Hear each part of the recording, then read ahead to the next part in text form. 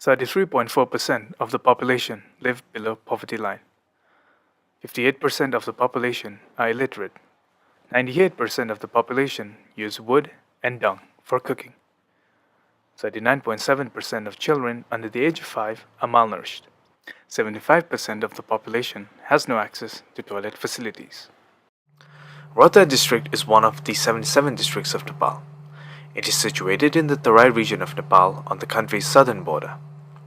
The 2011 census by the government of Nepal records Nepal's population as approximately 26,500,000, with approximately 50% of this population residing in the Tarai. Rautahat District consists of 5% of the Tarai's population and is comprised of a broad range of ethnicities, castes, and religion.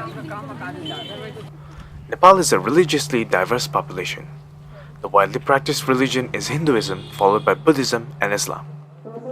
Islam is practiced by an estimated 40.7% of Nepal's population. This religion is widely practiced in the Tarai region of Nepal, and in Rautahat, there is approximately 20% of the Muslim population. Rautahat is one of the most impoverished districts in Nepal. According to the Human Development Index, a composite statistical measure of the life expectancy, education, and per capita income, Rautahat is one of the 10th lowest scoring Nepalese districts. Rautahat's geographical location in the Tarai region of Nepal shapes the climate and cultural context of the district. An annual monsoon sweeps across the Tarai between May and August, bringing in floods with it. In 2017, the flooding in the Tarai was particularly devastating, killing 161 people, displacing 21,391 families, and destroying 41,893 homes. The warm climate of the Tarai also contributes to the proliferation of mosquitoes, which spread malaria and dengue fever in the region. Other diseases prevalent in the region include cholera and diarrhea. Rautahat district is situated on the open India-Nepal border which runs between the countries. Unrestricted movement across the border by Nepal and Indian nationals has fostered strong socio-cultural ties between the countries, facilitated by both Nepal and Indian pilgrims to the numerous holy sites on either sides of the border. A darker side to the India-Nepal border is the facilitation of criminal activity, with smuggling of goods and the trafficking of drugs and humans made easier by the open border. In March 2017, Global One and Sajik Chetna conducted a religiously sensitive water and sanitation hygiene project in Rautahat. Global One is an international development organization that seeks to empower women to become catalysts for change within the community. Global One works with women from all faiths using unique faith-based approaches to develop their projects.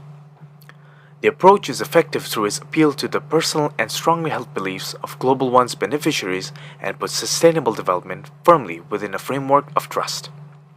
The organization is headquartered in London but operates through Asia, Africa, and the Middle East, seeking to facilitate self-empowerment for women to transform lives in the community and the world. Sajik Chetna is a Nepal-based non-government organization formed and supported by the international development organization Street Child in 2016. Sajik Chetna aims to build and empower Nepal where no one is prevented from attaining their basic human rights through the use of education. The organization takes an integrated approach to this goal, breaking down the barriers that prevent children from accessing meaningful education through economic, health, social support, and education initiatives.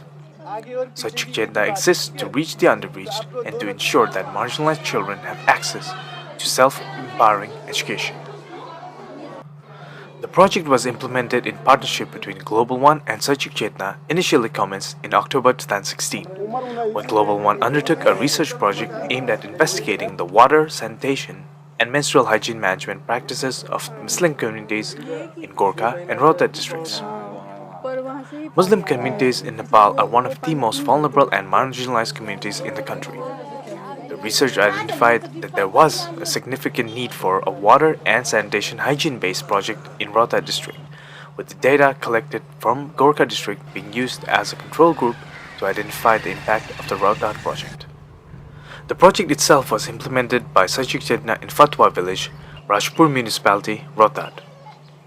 Fatuwa village is located approximately 3 to 4 kilometers away from Gor, the district headquarters of Rautahat, and close to the India-Nepal border. Almost 95% of the inhabitants of Fatuwa identify as being Muslim. The training was delivered to 600 Fatuwa residents with equal number of men, women, and children who are students at a local madrasa being targeted. Food and water management, environmental waste management, menstrual hygiene, hand washing, and latrine usage were the focuses of these training sessions.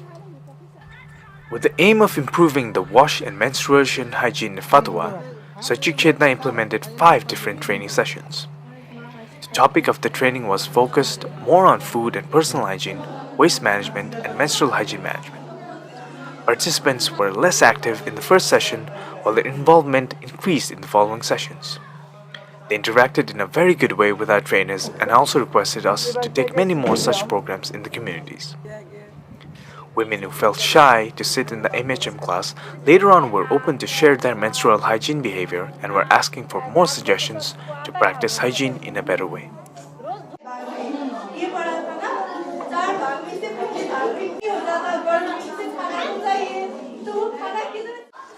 I understand that menstruation is not impure. It is a natural process. I learned that washing my hands using the proper technique will kill all the germs. I also learned that menstruation occurs during the first 7 days of the menstruation cycle. Hygiene is very important until the 10th day of menstruation cycle, and there is a reduced chance of getting pregnant during menstruation. I liked this training program very much. It was very beneficial for our students. Our religion, Islam, teaches us about hygiene management.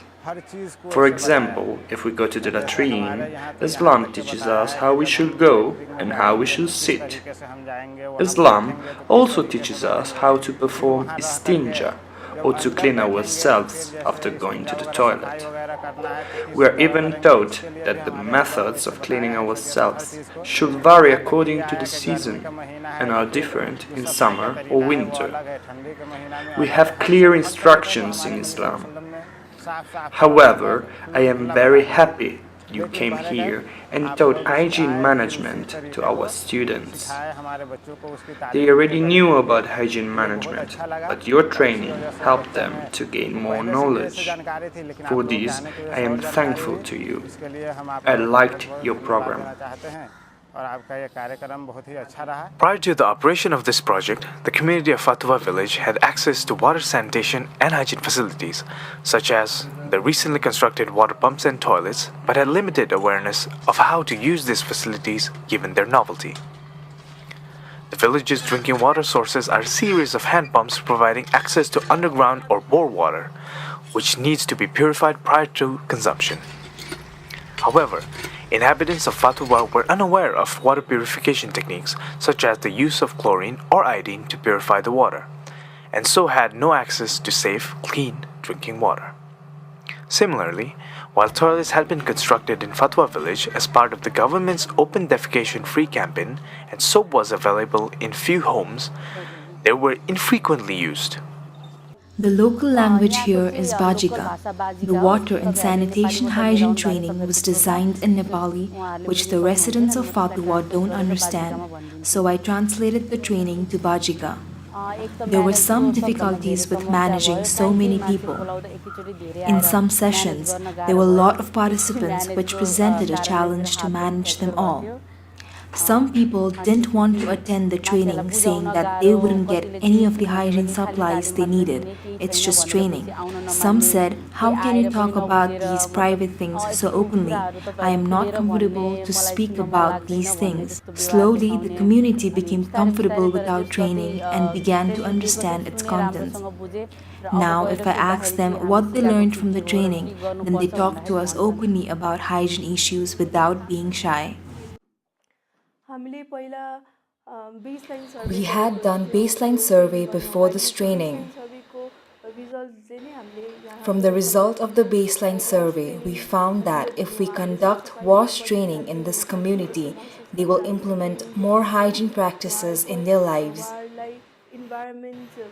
We found the gap in their knowledge about importance of environmental hygiene, proper uses of toilets, and menstrual hygiene during baseline survey. That's the reason we conducted this training on those components. I found that this 4 months of training has really been fruitful. We asked feedback about the training to our translators who helped during training and participants of the training. Everybody had positive feedback about training. None of them said that training was unnecessary or wasn't helpful. That's the reason I feel that the training was really successful. Our program helped the people in Fatuwa to improve their personal hygiene through the education and training on various WASH topics.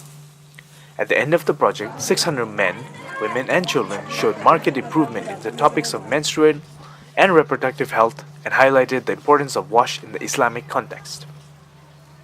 The approach of training imams, teachers in the Madrassa, and the members of the community was critical in ensuring the provision of vital resources and support to scale and strengthen the capacities of the grassroots level beneficiaries and thus ensuring the project's sustainability in the longer run. This project has made a significant positive change in the lives of the inhabitants of Fatuwa village. But our work in Rautahat is not complete. There are hundreds of villages like Fatuwa throughout Rautahat that would benefit from life-saving water, sanitation, and menstrual hygiene training. With May approaching, Rautahat will soon be caught in the grips of the annual monsoon, which brings with it increased isolation for villages from local health services and a heightened risk of disease. It is now more imperative than ever that the vital work of Global One and Sachik Chetna continue and be expanded across the Rautahat district to improve the health of thousands of people residing there.